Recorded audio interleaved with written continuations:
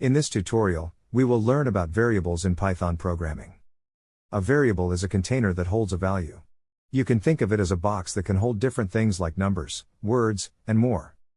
To declare a variable in Python, you simply give it a name and assign a value to it using the equal sign.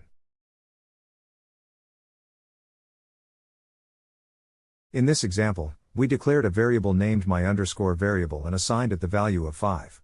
We then printed the value of my_variable using the print function. We can also assign different types of values to variables, like strings.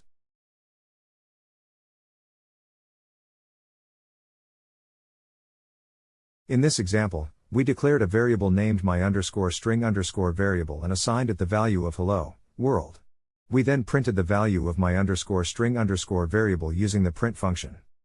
We can also change the value of a variable by assigning it a new value.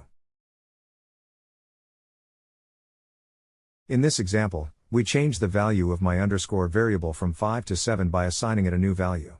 We then printed the new value of my_variable using the print function. That's it for this tutorial.